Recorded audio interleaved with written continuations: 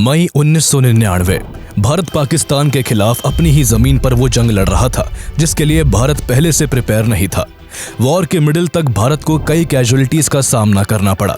सैकड़ों भारतीय सैनिक 5000 से भी ज्यादा पाकिस्तानी सैनिकों के साथ लड़ते हुए शहीद हो गए, तो भारत के कई फाइटर जेट्स पाकिस्तान की स्टिंगर मिसाइल्स के निशाने पर आने से ढेर हो गए। कारगिल की हजारों फीट ऊंची पहाड़ियों पर अपना कब्जा जमाकर बैठी पाकिस्तानी आर्मी लगातार भारतीय सेना के एम्यूनेशन डंप और भारतीय सैनिकों को नुकसान पहुंचा रही थी। ऐसे वक्त में भारत को जरूरत थी ऐसे मॉडर्न वेपन्स और एडवांस टेक्नोलॉजी की जिनकी मदद से पहाड़ियों में बैठे पाकिस्तानियों की पोजीशन को आइडेंटिफाई कर उन्हें मारा जा सके। लेकिन परेशानी की बात यह थी कि कारगिल जैसी सिचुएशन के लिए भारत के पास ऐसे आधुनिक हथियार नहीं थे। साथ ही परमाणु परीक्षण की वजह से भारत पर लगी हुई पाबंदियों के कारण विदेशी देशों से भी इन हथियारों का मिलना बेहद मुश्किल हो गया था। परमाणु परीक्षण के बाद अमेरिका और यूरोप की पूरी कोशिश थी कि भारत को कोई भी आधुनिक हथियार ना मिले। कारगिल वॉर में भारत को आधुनिक हथियारों की सख्त जरूरत थी।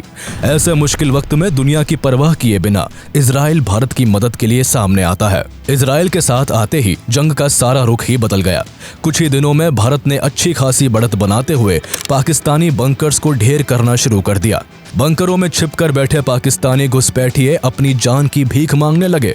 अचानक से युद्ध इस मोड़ पर पहुंच चुका था कि युद्ध को रुकवाने के लिए पाकिस्तान के प्रधानमंत्री नवाज शरीफ अमेरिका की शरण में पहुंच गए थे। भारत के आगे पाकिस्तान ने घुटने टेक दिए थे। अंत में पाकिस्तानी आर्मी को कारगिल से खदेड़कर भारतीय वीरों ने कारगिल वॉर की जीत भारत माता के नाम तो लिख दी, लेकिन सवाल यह आता है कि अमेरिका की दोस्ती को भी ताक पर रखकर इजराइल भारत की मदद के लिए तैयार क्यों हुआ था। ये सब जानने से पहले आपको कारगिल वॉर समझना जरूरी है।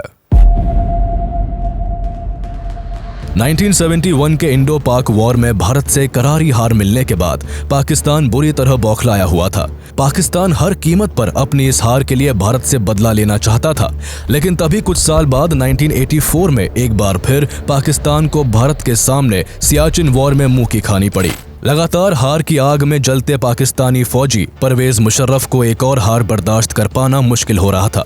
अब मुशर्रफ भारत से बदला लेने के लिए बेचैन था और उसने ठान लिया था कि जिस दिन उसके हाथ में पाकिस्तान की पावर आई उस दिन सबसे पहला वार वो भारत पर करेगा। तभी 1998 में परवेज मुशर्रफ के किस्मत के तारे चमके और इन्हें पाकिस्तानी आर्मी का चीफ बना दिया गया।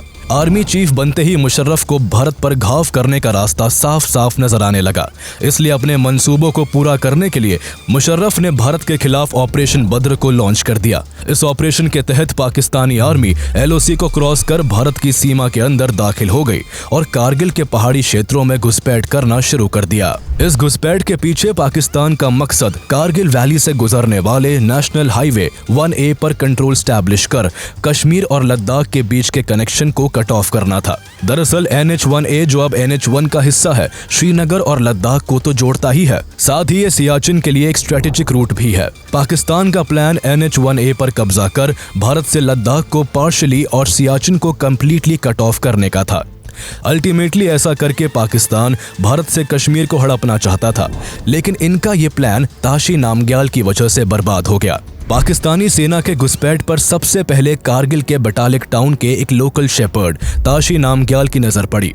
वो अपनी खोई हुई याक को तलाश रहे थे कि तभी उन्होंने पठानी ड्रेस पहने कुछ लोगों को भारत के इलाके में बंकर बनाते हुए देखा, जिनके पास बंदूक और ग्रेनेड्स जैसे तमाम हथियार भी थे। ताशी को उनके ऊपर शक हुआ, इसलिए उन्होंने फौरन इंडियन आर्मी के नियरेस्ट पोस्ट को सारी जानकारी दे दी। इस तरह पहली बार 3 मई 1999 को इंडियन आर्मी को कारगिल में इन्फिल्ट्रेशन के बारे में पता चला। शुरुआत में इस इन्फिल्ट्रेशन को लेकर पाकिस्तान पर शक जताया गया, लेकिन 2 दिन बाद 5 मई को जब घुसपैठियों ने 5 भारतीय सैनिकों को बेरहमी से मार डाला और 9 मई को भारत के कई एम्यूनेशन डंप्स को तबाह कर दिया, तो इस बात में फिर कोई डाउट नहीं रहा कि इस इन्फिल्ट्रेशन के पीछे पाकिस्तान ही है। पाकिस्तान के सैनिक कारगिल रीजन के तोलोलिंग और टाइगर हिल जैसे कई की पॉइंट्स पर कब्जा कर भारत के अंदर कई किलोमीटर तक दाखिल हो चुके थे। हालांकि इस दौरान पाकिस्तान के prime minister Nawaz Sharif LOC crossing और घुसपैठ की घटनाओं को नकारते रहे। लेकिन भारत अब जान चुका था कि पाकिस्तानी सेना तोलोलिंग और टाइगर हिल के साथ साथ Mushkoh valley, Kaksar village, Batalik range और छोरबत वैली जैसी लोकेशंस को अपने कंट्रोल में लेकर इन्फिल्ट्रेशन को एक्सपैंड करती जा रही है। इसलिए पाकिस्तानी घुसपैठियों को खदेड़ने के लिए इंडियन आर्मी 10 मई 1999 को ऑपरेशन विजय को लॉन्च करती है। ऑपरेशन विजय को लॉन्च करते ही हजारों सैनिकों को कश्मीर के अलग अलग हिस्सों से कारगिल की तरफ मोबिलाइज किया जाता है। इन सभी सैनिकों को कारगिल में 10 से 16,000 फीट तक की ऊंची पहाड़ियों पर चढ़कर दुश्मन का सामना करना था।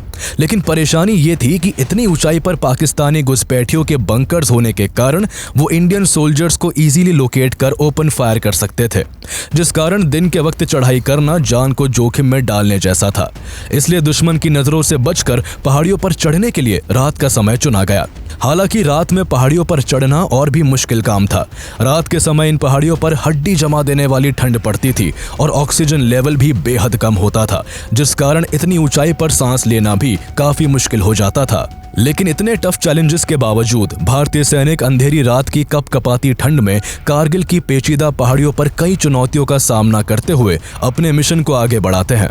सैनिकों के जोश और जुनून का ही परिणाम था कि ऑपरेशन विजय के शुरू होने के कुछ दिन बाद ही इंडियन आर्मी 16 मई को द्रास मुश्को सेक्टर, 18 मई को पॉइंट 4295 एंड 4460 और 24 मई को मुश्को सब सेक्टर को वापस से अपने कंट्रोल में ले लेती है। लेकिन अभी यह सफलता के केवल कुछ अंश ही थे।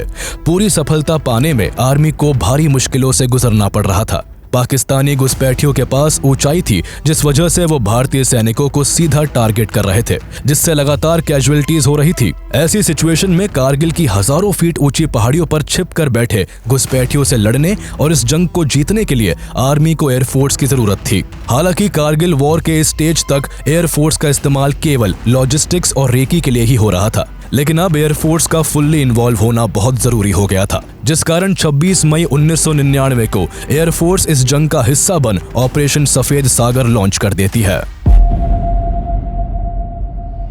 ऑपरेशन सफेद सागर के जरिए एयरफोर्स ने न सिर्फ आर्मी को कवर दिया, बल्कि उन सभी जरूरी सामानों को भी एयर ड्रॉप किया जिन्हें सोल्जर्स खुद पीक तक कैरी नहीं कर सकते थे। एयरफोर्स ने पाकिस्तानी घुसपैठियों को मार भगाने के लिए फाइटर जेट्स के जरिए कई पाकिस्तानी बंकरों को निशाना बनाना शुरू कर दिया।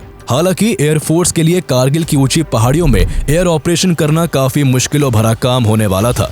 इन्हीं सब में प्रधानमंत्री अटल बिहारी वाजपेयी के सख्त आदेश थे कि किसी भी हाल में एयरफोर्स एलओसी को क्रॉस ना करे। ऐसे में एलओसी के अंदर रहते हुए हाई पीक्स पर बैठे हुए पाकिस्तानी घुसपैठियों की लोकेशन को ट्रैक करना और फिर उन पर हमला करना एयरफोर्स के लिए काफी चैलेंजिंग होने वाला था। इन सभी चैलेंजेस के बावजूद एयरफोर्स की ओर से 4 MI-17 हेलीकॉप्टर्स और MiG-21, MiG-23 और MiG-27 नाम के 3 फाइटर एयरक्राफ्ट्स को दुश्मन पर हमला करने के लिए तैनात कर दिया गया।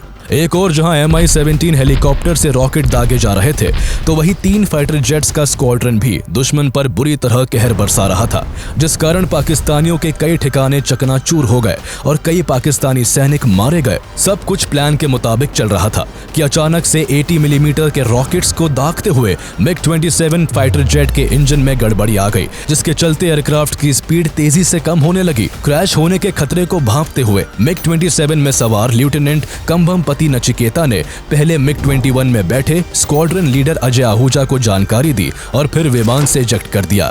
नचिकेता के बारे में इंफॉर्मेशन मिलते ही स्क्वाड्रन लीडर अजय आहूजा ने अपना विमान उस दिशा में मोड़ दिया जिस तरफ लेफ्टिनेंट नचिकेता का एयरक्राफ्ट फ्लाई कर रहा था।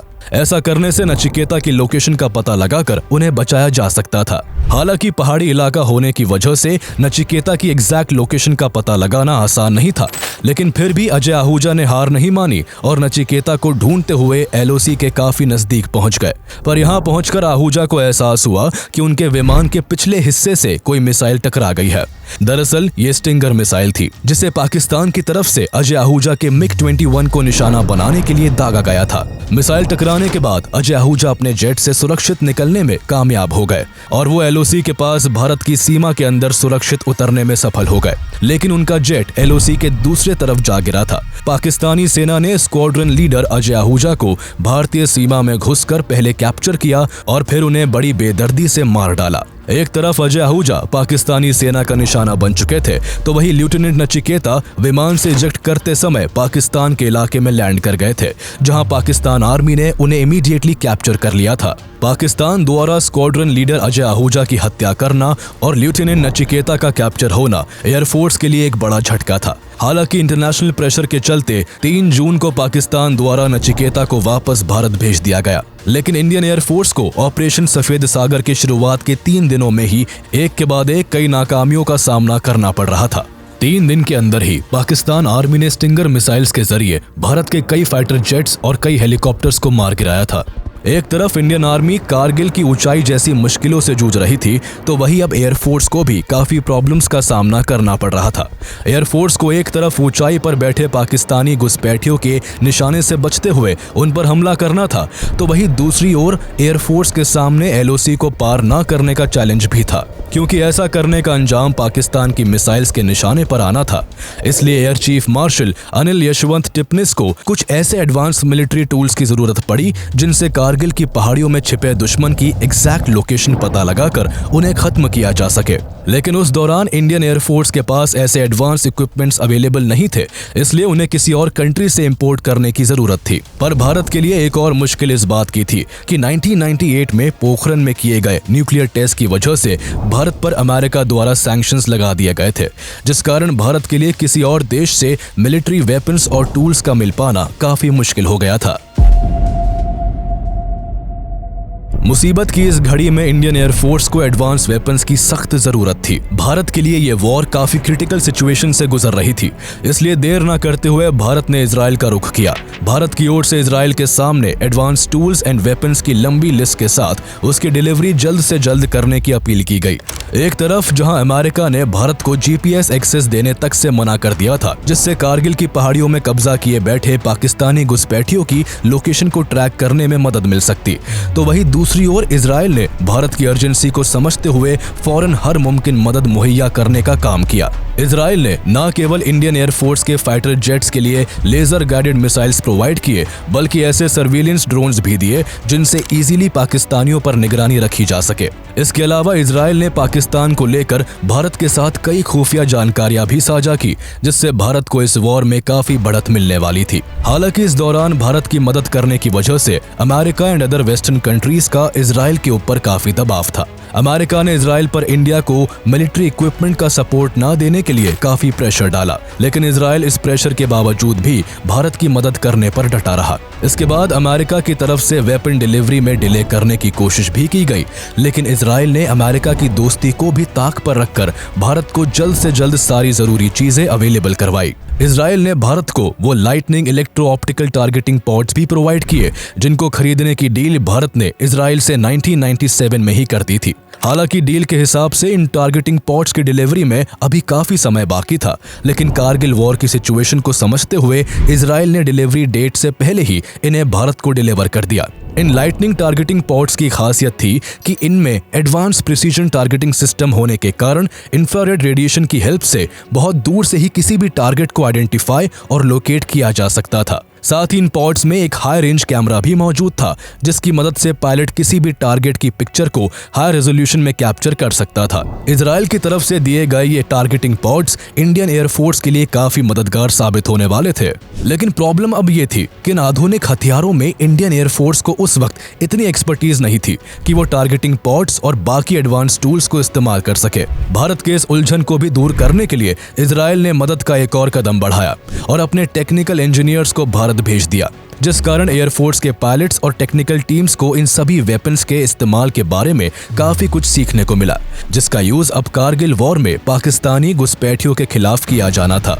इजराइल के इंजीनियर्स की हेल्प से टारगेटिंग पॉड्स को मिराज फाइटर जेट्स में इंस्टॉल किया गया, जिससे पहाड़ियों में छिपे बैठे पाकिस्तानियों को अब इजीली टारगेट किया जा सकता था। लेकिन अब एयरफोर्स को यह डिसाइड करना था कि टारगेट आइडेंटिफाई होने के बाद किन बॉम्ब्स की मदद से टारगेट पर अटैक किया जाए। दरअसल उस समय भारत के पास केवल 60 लेजर गाइडेड बॉम्ब्स ही मौजूद थे, जिनका इस्तेमाल टारगेटिंग पॉड्स के साथ फाइटर जेट्स में किया जा सकता था। लेजर गाइडेड होने के कारण ये बॉम्ब्स ज्यादा इफेक्टिव थे, लेकिन इन बॉम्ब्स की शॉर्टेज होने की वजह से एयरफोर्स इनका कम से कम इस्तेमाल करना चाहती थी, ताकि युद्ध के ज्यादा लंबा खिंचने पर भारत की तैयारी पर असर ना पड़ सके। हालांकि इन बॉम्ब्स की तादाद को बढ़ाने के लिए भारत ने यूएस से कुछ साल पहले ही पेव वे लेजर गाइडेड बॉम्ब्स को खरीदने की डील भी की थी, लेकिन भारत पर सैंक्शंस लगने की वजह से यूएस ने कोई भी सप्लाई करने से साफ इनकार कर दिया था। ऐसी क्रिटिकल सिचुएशन में इंडियन एयरफोर्स ने काफी समझदारी से काम लिया और मिराज फाइटर जेट्स में टारगेटिंग पॉड्स के साथ 1000 पाउंड के डम बॉम्ब्स को इंस्टॉल किया। दरअसल लेजर गाइडेड बॉम्ब्स की कमी को पूरा करने के लिए ये एक तरह से एक्सपेरिमेंट ही था, जिसका पहले कभी भी टेस्ट नहीं किया गया था। इसलिए जुगाड़ या तो किफायती और असरदार साबित हो सकता था या फिर ये एक्सपेरिमेंट पूरी तरह से फेल भी हो सकता था। लेकिन सिचुएशन को ध्यान में रखते हुए एयरफोर्स ने एक बड़ा रिस्क लिया और डम बॉम्ब्स को फाइटर जेट्स में अटैच कर दुश्मन पर हमला करने का प्लान बनाया। मिराज फाइटर जेट्स अब आसमान में थे और दुश्मन को घेर कर मारने के लिए पूरी तरह तैयार थे। इजराइल के टारगेटिंग पॉड्स की मदद से पायलट्स को पाकिस्तानियों की एग्जैक्ट लोकेशन का पता चल रहा था। साथ ही उस जगह की क्लियर इमेज भी पायलट्स के कॉकपिट में मिल रही थी। इस तरह टारगेट क्लियर होने के बाद फाइटर जेट्स इजीली पाकिस्तानियों पर अटैक कर पा रहे थे। एयरफोर्स का यह फॉर्मूला कामयाब हो चुका था। एक एक कर कई पाकिस्तानी बंकर्स तबाह हो रहे थे। जिन जगहों पर डम बॉम्ब्स कारगर साबित नहीं हो रहे थे, वहां लेजर गाइडेड बॉम्ब्स का इस्तेमाल किया गया। एयरफोर्स के इस एयर ऑपरेशन को बड़ी कामयाबी तब हासिल हुई जब 24 जून को मिराज 2000 फाइटर जेट ने 16,000 फीट ऊंचे टाइगर हिल पर बने पाकिस्तानियों के बंकर पर लेजर गाइडेड बॉम्ब से हमला किया। ये पहली बार था जब एयरफोर्स ने लेजर गाइडेड बॉम्ब का इस्तेमाल किया था। मिराज 2000 में बैठे एयर मार्शल रघुनाथ नाम्बियार की तरफ से इसे दागा गया था, जिनके हमले से टाइगर हिल में बना पाकिस्तानियों का बंकर कुछ सेकंड्स में ही पूरी तरह तबाह हो गया था।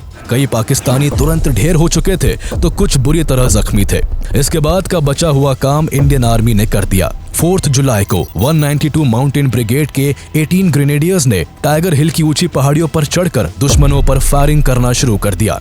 एयर अटैक से पहले ही बुरी तरह घायल हो चुके पाकिस्तानी सैनिक भारतीय सिपाहियों के आगे ज्यादा देर तक टिक नहीं पाए, जिस कारण एक एक कर टाइगर हिल पर सारे पाकिस्तानी मारे गए। 18 ग्रेनेडियर्स की यूनिट ने बहादुरी का परिचय देते हुए टाइगर हिल को वापस से जीत लिया था। इस दौरान सबसे वीरता का काम 19 साल के योगेंद्र सिंह यादव ने किया, जिन्होंने 15 गोलियां खाने और खून से लथपथ होने के बाद भी दुश्मन के छक्के छुड़ा दिए। इस बहादुरी के लिए इन्हें परमवीर चक्र से नवाजा गया। टाइगर हिल को वापस से अपने कंट्रोल में लेना भारत की बड़ी जीत थी। इसी दौरान कारगिल वॉर को लेकर इंटरनेशनल लेवल पर भारत की ओर से पाकिस्तान के खिलाफ कई कदम उठाए जा रहे थे।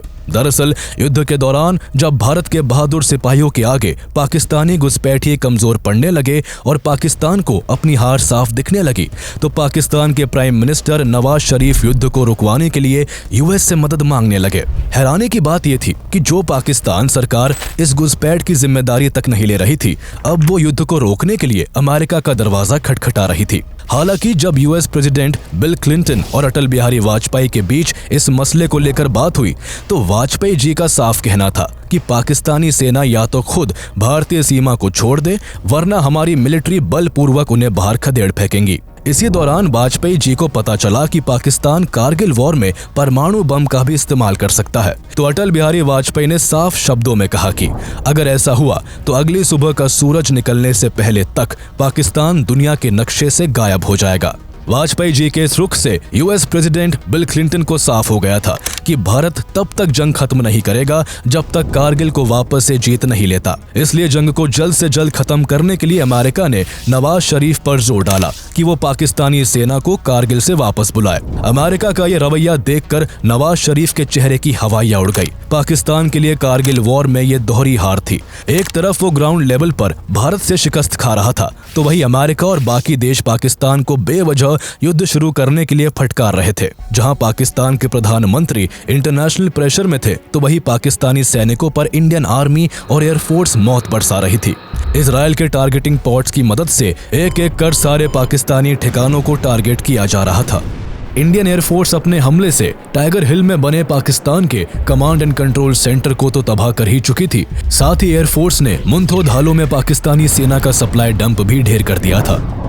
इन हमलों से पाकिस्तान सेना की कमर टूट चुकी थी। ना उनके पास छुपने के लिए बंकर बचे थे, ना ही लड़ने और जिंदा रहने के लिए कोई सप्लाई लाइन। कारगिल पर कब्जा कर भारत से कश्मीर को हड़पने का मंसूबा पाले पाकिस्तानियों के हौसले अब पस्त हो चुके थे। इसलिए हार और दबाव के चलते पाकिस्तानी सेना को कारगिल से पीछे हटना पड़ा। पाकिस्तानी ट्रूप्स LOC को पार कर वापस पाकिस्तान जा सके, इसलिए भारत की तरफ से 12 जुलाई 1999 को एयरफोर्स का ऑपरेशन सफेद सागर रोक दिया गया।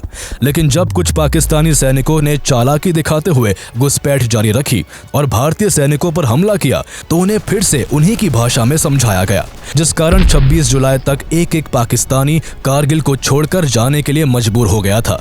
इसी वजह से 26 जुलाई 1999 को भारत की जीत के साथ कारगिल वॉर ऑफिशियली खत्म हो गया। इसलिए हर साल इस दिन को कारगिल विजय दिवस के रूप में मनाया जाता है। इस कारगिल वॉर को विजयी बनाने में भारतीय सैनिकों ने लगभग 4000 पाकिस्तानी मार गिराए थे, तो वहीं भारत के लगभग 500 जवान शहीद हो गए थे।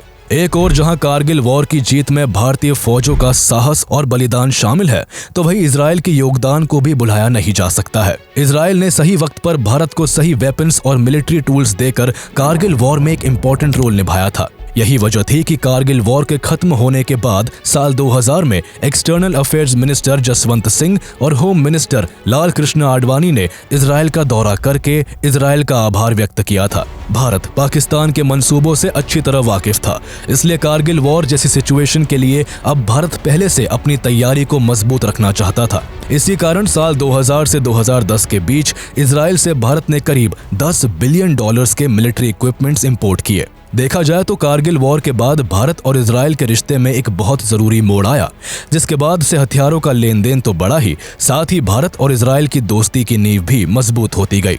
हालांकि ये पहली बार नहीं था जब इजराइल ने भारत की मदद की थी, बल्कि इससे पहले भी कई बार इजराइल भारत के साथ कंधे से कंधा मिलाकर चला है।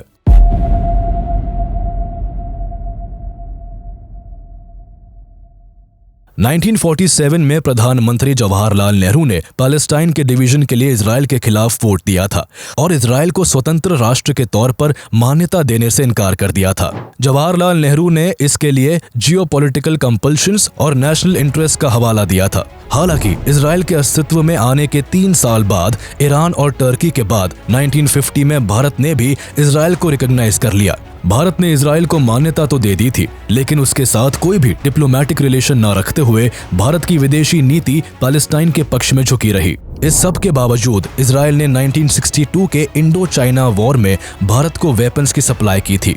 इसके अलावा इजराइल लगातार भारत की तरफ दोस्ती का हाथ बढ़ाता रहा, पहले 1962 में तो फिर 1971 में, जब बांग्लादेश को लेकर इंडिया और पाकिस्तान के बीच भयानक जंग छिड़ी हुई थी। उस दौरान भी इजराइल की प्राइम मिनिस्टर गोल्डा मेयर ने हथियारों की शॉर्टेज के बाद भी इंडिया को हथियार प्रोवाइड किए थे, लेकिन इजराइल के बार बार सपोर्ट करने पर भी इंडिया की तरफ से इजराइल के साथ डिप्लोमेटिक रिलेशंस डेवलप नहीं किए गए। 1992 में prime minister PV Narasimha Rao की गवर्नमेंट में फॉर्मली पहली बार इजराइल के साथ डिप्लोमेटिक रिलेशन स्टैब्लिश हो सके। एक और जहां इंडिया में 1953 से ही इजराइल का दूतावास था, तो वहीं भारत ने 1992 में जाकर इजराइल में अपनी एम्बेसी को स्टैब्लिश किया। इसके बाद इजराइल और इंडिया की बॉन्ड हर गुजरते साल के साथ स्ट्रांग होती गई। कारगिल वॉर के बाद इजराइल और इंडिया दोस्त बनकर दुनिया के सामने उभरे। हालांकि सोचने वाली बात है कि भारत की तरफ से लगभग 40 साल तक कोई भी डिप्लोमेटिक रिलेशन ना रखने के बावजूद इजराइल क्यों वन साइडेड रिलेशन निभाता रहा। साथ ही पाकिस्तान के खिलाफ 1971 की जंग हो या कारगिल वॉर, इजराइल क्यों भारत की मदद के लिए सबसे पहले आगे आया। इन सब के पीछे की वजहों पर अगर गौर करें तो सबसे मेन रीजन इजराइल के एग्जिस्टेंस से ही पाकिस्तान का इजराइल के खिलाफ रहना है। पाकिस्तान हमेशा इजराइल के खिलाफ बोलता रहा है और यहाँ तक कि 1948 की अरब इजरायली वॉर में पाकिस्तान ने इजराइल के अगेंस्ट पैलेस्टाइन को अग्रेसिवली सपोर्ट किया था। इसके अलावा 1967 के 6 डे वॉर और 1973 के यौम किपुर वॉर के दौरान पाकिस्तान एयरफोर्स ने अपने फाइटर पायलट्स के एक समूह को इजराइल के खिलाफ लड़ने के लिए भेजा, जिससे पैलेस्टाइन की काफी मदद हुई। पाकिस्तान ने इस तरह कई बार इजराइल को दुश्मनी का न्योता दिया है। इसके अलावा पाकिस्तान ने इजराइल को ना तो कभी एक देश के रूप में मान्यता दी और ना ही इजराइल के साथ कभी कोई डिप्लोमेटिक रिलेशन डेवलप किया। इजराइल और पाकिस्तान के बीच के खराब रिश्ते, साथ ही बंटवारे के बाद से पाकिस्तान और भारत के बीच लगातार जंग और तनाव की सिचुएशन इजराइल को भारत के नजदीक लाती रही है। और जैसा कि कहा जाता है, दुश्मन का दुश्मन दोस्त होता है, उसी तरह पाकिस्तान के खिलाफ इजराइल हर बार भारत के साथ आता रहा है।